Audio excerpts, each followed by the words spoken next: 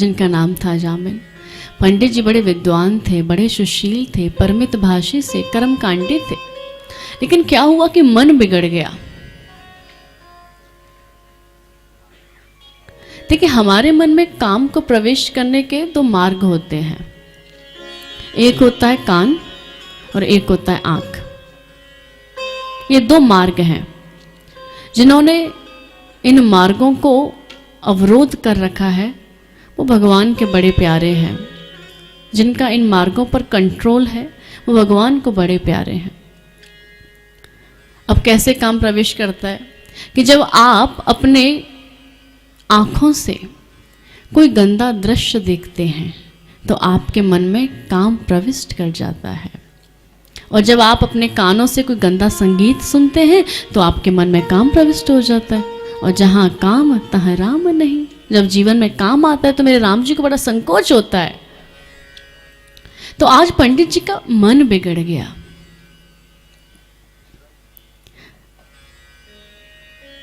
नित्य क्रियाक्रम से निवृत्त होकर लौट रहे थे तो देखा कि एक गड़का को किसी पुरुष के साथ पंडित जी ने देख लिया। उनका मन बिगड़ गया।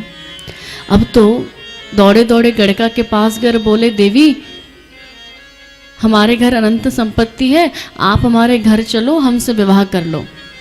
अब गड़का को तो धन चाहिए। गड़का आ गई। अब जैसे ही गड़का ने घर में प्रवेश किया तो अजामिल जी की पत्नी भी थी जो बड़ी साध्वी थी, बड़ी सुशीला थी। अब जैसे ही गड़का ने घर में प्रवेश किया तो पूछा ये कौन है? तो अजामिल ने कहा देवी ये मेरी बड़ी पत्नी है। तो गड़का बोली देखिए महाराज, यदि ये यहाँ रहेंगी तो मैं यहाँ नहीं रह सकती, या तो इन्हें रखो या मुझे रखो। अब अजामिल ने अपनी परम साध्वी पत्नी का त्याग कर दिया और गड़का के साथ रहने लगा। अब देखिए अजामिल के संस्कार तो थे ही। सुबह सुबह जैसे ही माला झोली लेकर भजन करने के लिए बैठा तो गड़का डांट कर बोलती है क्या कर रहे हो ये? हाँ, ये माला झोली लेकर भजन करने क्यों बैठे हो? जाओ मेरे लिए धन कमा कर लेकर आओ। देखिए संग का हमारे जीवन में कितना असर होता है ये यहां देखने को मिलेगा। आप जिस कंपनी में बैठते हैं आप वैसे बन जाते हैं। यदि आपका मित्र शराब पीता है और आप उसके साथ रहते हैं तो आपको एक ना एक दिन शराबी अवश्य बना देगा। और यदि आपका मित्र मेरे भगवान का भजन करता है और आप उसके साथ रहते हैं तो एक ना एक दिन आपको भी वो भक्त बना देगा। अब आपको ये चूज करना है कि आपको शराबी के साथ रहना है या प्रभु भक्त के साथ रहना है। शराबी के साथ रहोगे तो शराबी बन जाओगे और मेरे गोविंद के दास के साथ रहोगे तो गोविंद के दास बन जाओगे। आज गड़का के साथ रहने से अजामिल की बुद्धि बिगड़ गई। आज तो अजामिल, पंडित अजामिल आज चोरी करने लगे। चोरी की प्रवृत्ति इतनी बढ़ गई कि डाका डालने लगे और डाकू अजामिल के नाम से प्रसिद्ध हो गए। जब डाकू अजामिल रात में माथे पर काली पट्टी बांध कर आते थे ना तो लोग डर जाते थे, अपने घरों के दरवाजों को बंद कर दिया करते थे। इतना भय व्याप्त हो गया। पंडित अजामिल से डाकू अजामिल बन गए केवल गड़का के संग से। इतनी ताकत होती है संग में, क्योंकि आज संसार में कुसंग बहुत व्याप्त है। आपको बिगड़ना है तो आप मिनट भर में बिगड़ सकते हैं। आज कुसंग इतना फैला हुआ है, इसलिए बहुत संभल कर चलने की आवश्यकता है कि हम किस कंपनी में बैठें, हम किन लोगों के साथ रहें। गड़का के माध्यम से अजामिल को 9 पुत्र हुए, लेकिन कौन सुधारे। लेकिन संत संग में बड़ी ताकत होती है, संतों के सानिध्य में बड़ी ताकत होती है। एक बार की बात है कि कुछ संत अयोध्या से श्रीधाम वृंदावन जा रहे थे। पहले संत पैदल चला करते थे, सब शिष्यगण हुआ करते थे और एक महन जी हुआ करते थे। श्री राघवेंद्र का गुणगान करते करते संतजन चले जा रहे थे। बीच में अजामिल का गांव पड़ गया। अच्छा, रात्रि बहुत हो चुकी थी तो संतों ने विचार विमर्श किया कि आज रात्रि हमें यहीं किसी भक्त के घर विश्राम कर लेना चाहिए। तो महंत जी ने किसी व्यक्ति से पूछा जो मार्ग में मिला कि भैया हमें आज रात्रि यहाँ विश्राम करना है, किसी भक्त का घर बता दो। उस व्यक्ति ने संतों का उपहास किया और मन में बोला कि बड़ा संत बने फिरते हो ना, आज तो मैं ऐसे चेले के घर भेजेंगे, ऐसे भगत के घर भेजेंगे जो जीवन पर्यंत याद रखोगे। अच्छा, संत बड़े करुणा के सागर होते हैं, संतों का जो चित्त होता है ना बड़ा सरल होता है। अब संत समझ नहीं पाए तो उस व्यक्ति ने कहा, बाबा जी हमारे पूरे गांव में तो केवल एक ही भगत जी हैं और उनका नाम है पंडित अजामिल, आप उनके घर चले जाओ। आज सभी संतजन अजामिल के घर आ गए हैं। अजामिल घर पर नहीं थे, उनकी पत्नी आई गड़का। गड़का ने सबको प्रणाम किया, कहा बाबा कहिए क्या बात है।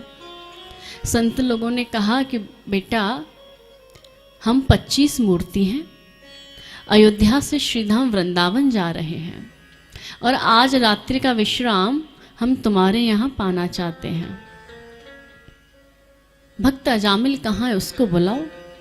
तो गड़का चरणों में गिर के बोली, बाबा मेरे पति कोई भक्त नहीं है, कोई पुजारी नहीं है, वो तो डाकू हैं, वो तो चोर हैं।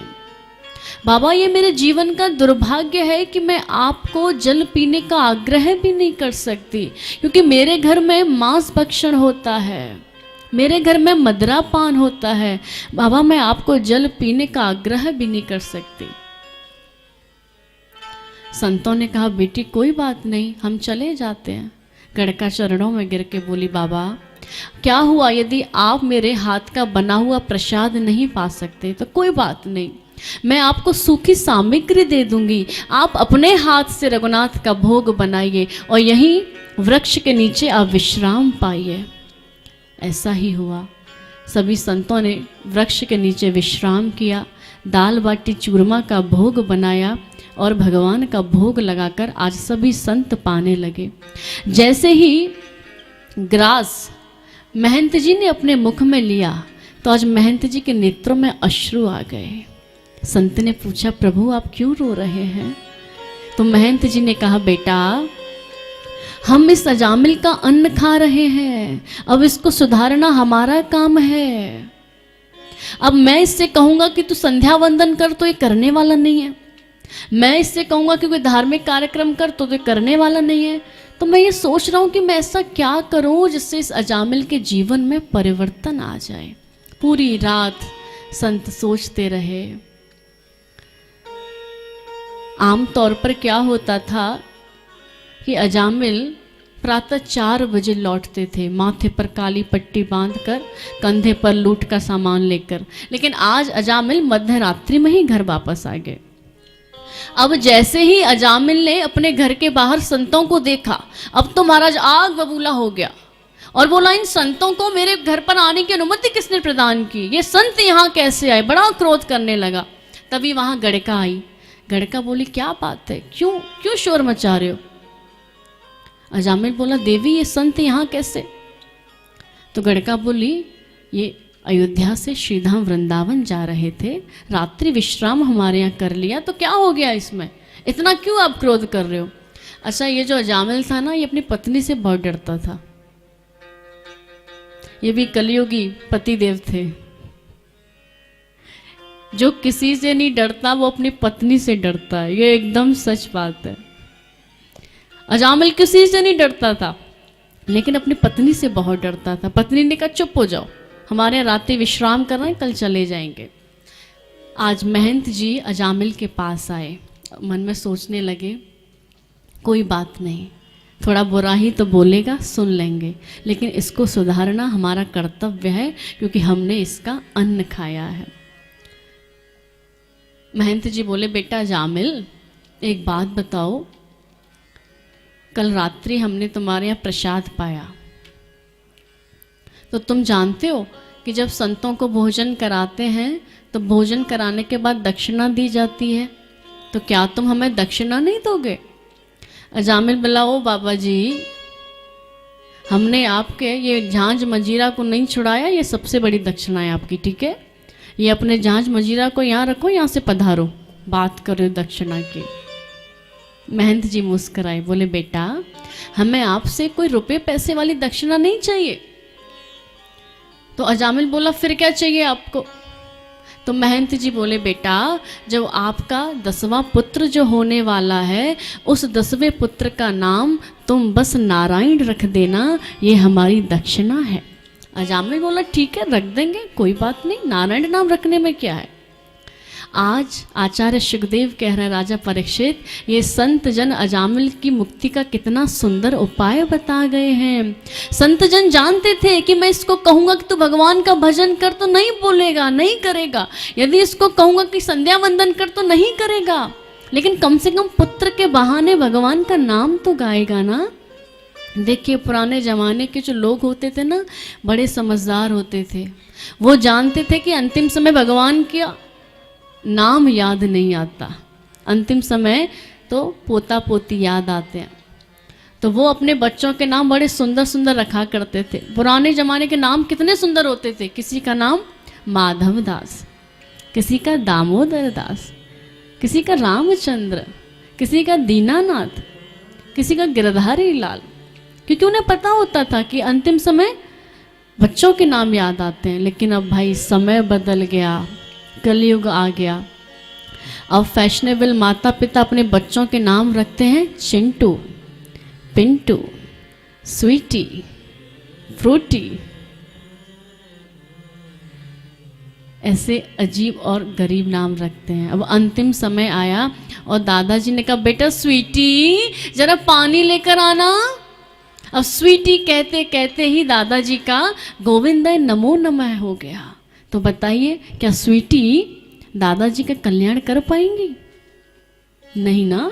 इसलिए नाम का बड़ा महत्व होता है जीवन में। बच्चों के नाम सुंदर होने चाहिए, बच्चों के नाम मीनिंगफुल होने चाहिए, जिनका कोई अर्थ निकले। यथा नाम तथा गुण, जैसा नाम होता है वैसे ही बच्चे के गुण होते हैं। अब कुछ लोग नाम रखते हैं पप्पू, अब पप्पू पप्पू ही रहेगा, इससे ज़्यादा कुछ हो नहीं सकता। हाँ, इसलिए भैया सुंदर सुंदर नाम रखा करो। हाँ, आज संत इतना सुंदर उपाय बता गए हैं इस अजामिल को, और ये जो अजामिल है अपने छोटे पुत्र से बहुत प्रेम करता है।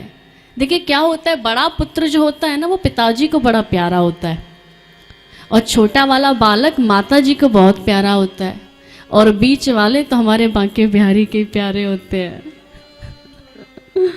ये बांके बिहारी के प्यारे होते हैं। पता है आपको, जितने भी साधु संत होते हैं ना, आप अक्सर करके यदि पूछेंगे ना बाबा आप अपने माता पिता की कौन सी संतान थे, तो वो कहेंगे बेटा हम बीच वाले थे।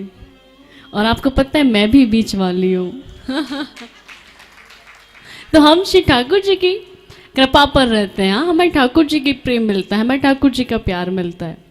लेकिन इस नारायण के साथ ये अपवाद है कि इसको माता का प्रेम भी है और पिता का प्रेम भी है। अजामिल अपने बेटे से बहुत प्रेम करता है, बहुत स्नेह करता है। जहाँ कहीं भी जाता है नारायण को साथ लेकर जाता है। दिन में कम से कम 40-50 बार नारायण नारायण, नारायण कहाँ हो, नारायण कहाँ हो, नारायण कहाँ हो।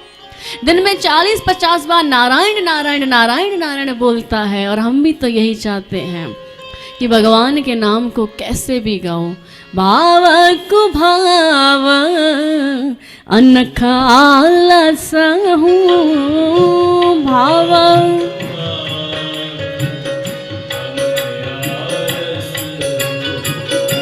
नाम जपत मंगल देश दास हूँ।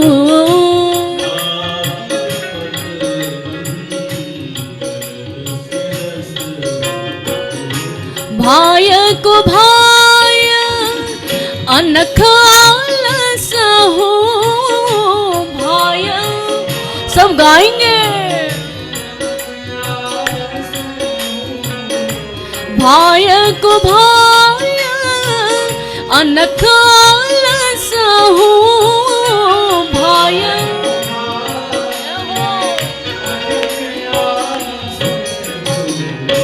नाम जपत मंगल देश दास हूँ। नाम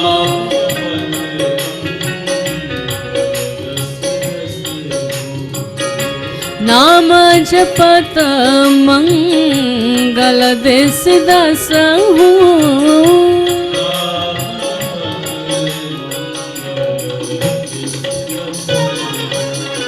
मेरे भगवान के नाम को चाहे भाव से गाओ, चाहे कुभाव से गाओ, चाहे बेटा के सिर पर हाथ रख कर गाओ, चाहे पोता के सिर पर हाथ रख कर गाओ, वो तो अपना असर जरूर दिखाएगा। हाँ, आज महाराज ये अजामिल नारायण नारायण नारायण नारायण करता रहता है। अब तो अजामिल का अंतिम समय आया, पलंग पर पड़ा हुआ है, यमदूत लेने के लिए आए हैं। यमदूतों को देखकर अजामिल आज डर गया। यमदूतों ने अजामिल के गले में रस्सी बांध दी। अब तो महाराज अजामिल अपनी सहायता के लिए पुकार रहा है, अरे कोई मुझे बचाओ, कोई मुझे बचाओ, कोई मेरी रक्षा करो। तो अजामिल ने देखा, दूरे क्रीडन का सक्तम पुत्रम नारायणाहयम। अजामिल ने देखा कि थोड़ी दूरी पर उसका बेटा नारायण खेल रहा है। अब तो पलंग पर लेटा लेटा अजामिल जोर जोर से चिल्लाने लगा, अरे नारायण मुझे बचाओ, अरे नारायण मुझे बचाओ, अरे नारायण मुझे बचाओ। पुत्र रूपी नारायण ने तो नहीं सुना, लेकिन पिता रूपी नारायण ने सुन लिया। और महाराज वहां तो दिव्य पार्षद प्रकट हो गए, भगवान के 4 पार्षद प्रकट हो गए और यमदूतों से बोले कि आप इसको नहीं लेके जा सकते। यमदूतों ने कहा, प्रभु ये अजामिल बहुत बड़ा पापी है, आप किसको बचा रहे हो? पार्षदों ने कहा, पापी था लेकिन अब नहीं रहा, अब इसने मेरे प्रभु के नाम को गाया है।